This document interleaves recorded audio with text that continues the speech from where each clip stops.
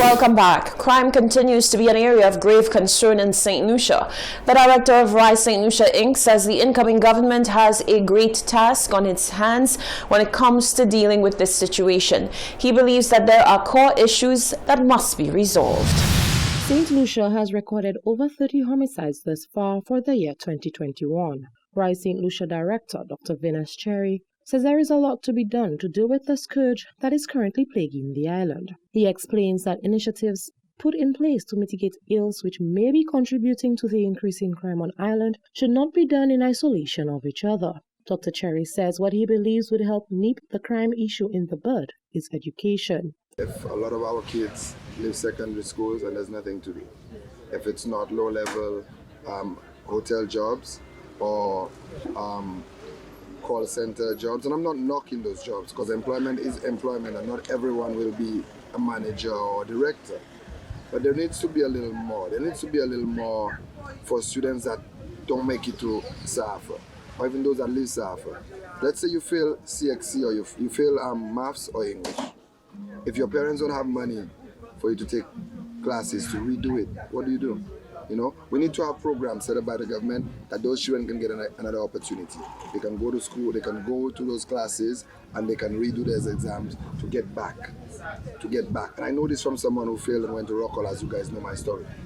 Education needs to be an emphasis. Education and sports needs to be a catalyst that's used to fight crime.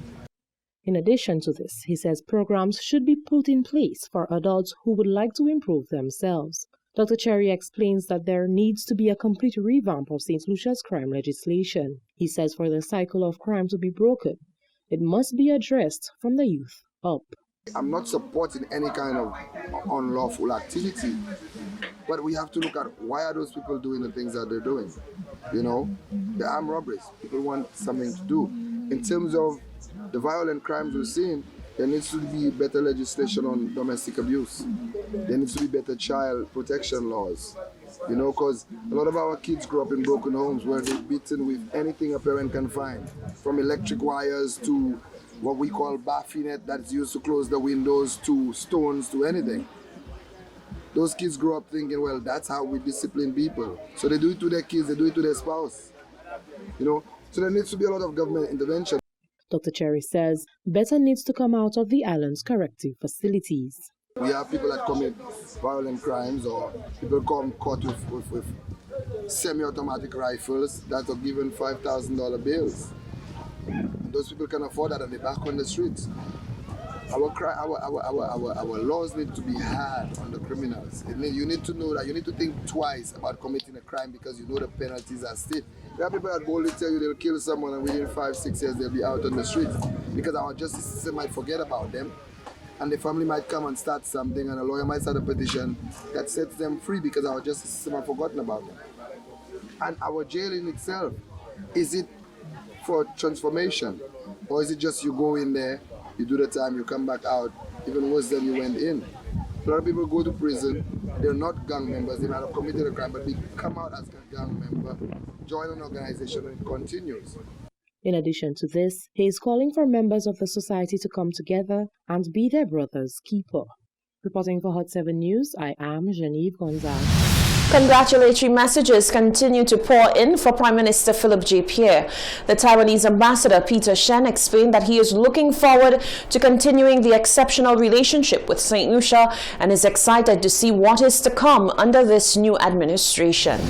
The Republic of China, Taiwan, and St. Lucia has enjoyed long and fruitful diplomatic ties. St. Lucia has benefited from various joint efforts with the Taiwanese in various fields such as agriculture, education, medical care, information technology, environment protection, community development, and public infrastructure. Taiwanese ambassador to St. Lucia, Peter Chen, says he anticipates great things in St. Lucia's future. I would like to convey my heartfelt congratulations to the new government of St. Lucia. I am convinced that with Prime Minister Philip J. Pierre at the helm, St. Lucia has a bright future in the coming years. St. Lucia enjoyed official diplomatic relations with the Republic of China, Taiwan for about 13 years before switching to the People's Republic of China in 1997. However, in 2007, St. Lucia regained diplomatic relations with the Republic of China, Taiwan. Chen says he is looking forward to continued collaboration between the Republic and St. Lucia.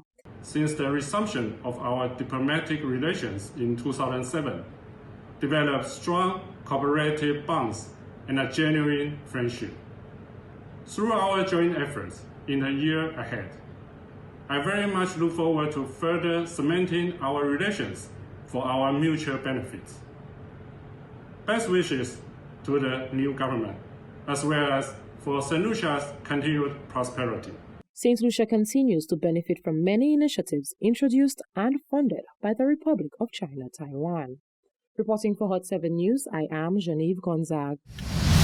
All parents can relate to the immense feeling of pride when their child or children achieve something phenomenal. Stephen Gustave, a father to Kenson Casimir, is currently no stranger to that feeling, as his son is now the MP for Grosley.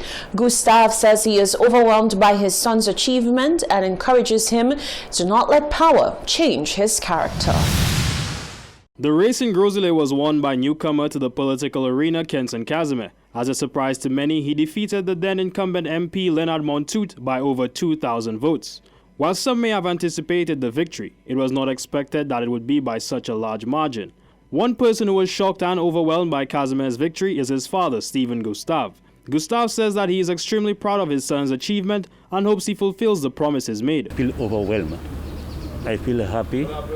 And right now is deliberation day. So right now everybody have to come together, work as one family so that the country can go forward. I feel very happy that Kenson made it, and I feel happy that people put their trust in Kenson Casimir, that he has a plan for Grosley and a plan for St. Lucia. So we have to rally behind him and make sure whatever he has in place for us, that it comes forth. Gustave says that he advised his son to be one with the people and to not allow power to change who he is. Well, I always tell him Kenson is a down-to-earth person. Do not let as he get into power that he changes character, that stay focused and be with the people at all times. Because without the people, he wouldn't be where he is today. Cabinet ministers are to be sworn in on August 5th, and many are contemplating whether or not Kenson Casimir will receive a portfolio. Time will only tell. Reporting for the Hot 7 Nightly News, I am Karim Nelson. The textbook drive initiated by local philanthropist Dr. Venus Sherry in 2020 is taking place again this year. According to Dr. Sherry, many parents had asked that the initiative continue, given that it helps reduce their burden significantly. He has called on the public and corporate St. Lucia to assist in whatever way they can. Well, you know, there's a saying, backed by popular demand. Parents demanded this. I got lots of messages, calls asking if I was doing the book drive, and I thought it was important to continue that. We have the capability to do it. My boys are here, CVU is here, they're ready and willing to do it. So we said, why not? For the second time, local philanthropist Dr. Venus Cherry and other residents of Seaview Grosley have begun the annual textbook drive.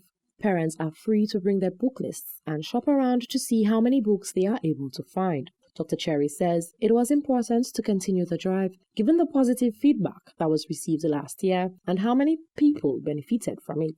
Some people got all their books right here. You know, people traveled from Vieux Fort, Soufrière, all over.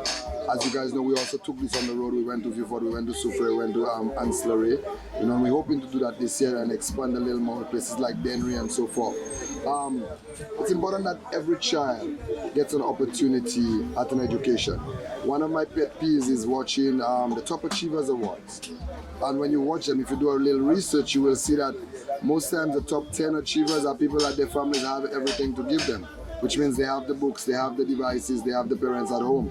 So for me, I want to give more kids an opportunity to become top achievers. So yeah, we're going to continue to do this as long as we can. We're going to go until school reopen, and we do plan to take it on the road as well again this year. One parent says she is grateful for the initiative and has called on individuals who can assist the initiative to come forward and do so. Those who have used books in good condition, to bring forth. The book drive in Grosley, I appreciate it every year because usually I get most of my books from it. I bring back what I take the year before and I collect what I need for the year. So if every community will have something like that, that will help a lot of parents. So I beg that somebody will take the initiative to start it in their own community. When we started with just a few books. And now we have so many coming in. Parents like me that have 5 children, it helps because the bursary and the book drive together will save us a lot.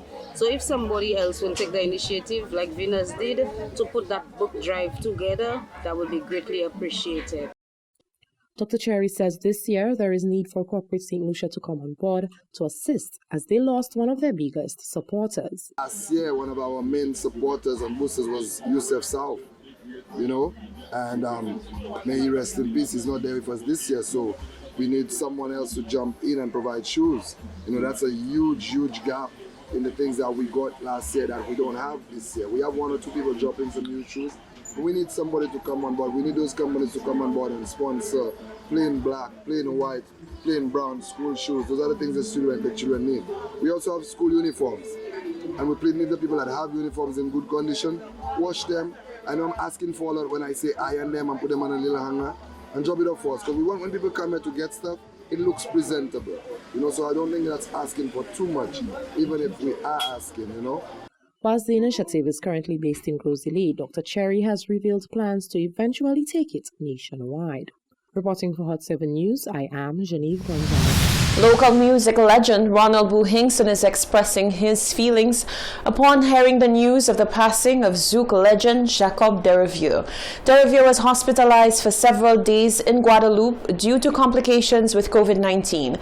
The Kassav co-founder, who was a diabetic, had reportedly gone to hospital on the 12th of July for medical checks in connection with a kidney transplant he had undergone. However, according to media reports, it was during his hospitalization that he tested positive for COVID-19. On Wednesday, Ronald Boo Hinkson described him as an extraordinary musician whose composition skills were unmatched. He said the singer's unique style was groundbreaking in the Caribbean music industry. His arrangements, the slick horn lines that they brought to Caribbean music was something that was pretty new. And what made him very unique also is that texture of his voice, very much like a Satchmo doing Caribbean stuff and in Creole at that, you know. So what he brought to Caribbean music was something that we hadn't experienced before. And as a band, Kassav was phenomenal. Hinkson says while the Zouk legend's passing will be impactful to the world it is in the Caribbean, that he will be especially missed. I think it also gave all of us a sense of pride and a kind of identity it gave our Caribbean music. And he's a huge loss to the world. To the music world, he's a huge loss. But to the Caribbean, I don't know if we can ever replace him. The Zouk legend died on Friday, the 30th of July, at hospital in Guadeloupe at the age of 65. This is the Hot 7 TV Nightly News. There's more news after the break.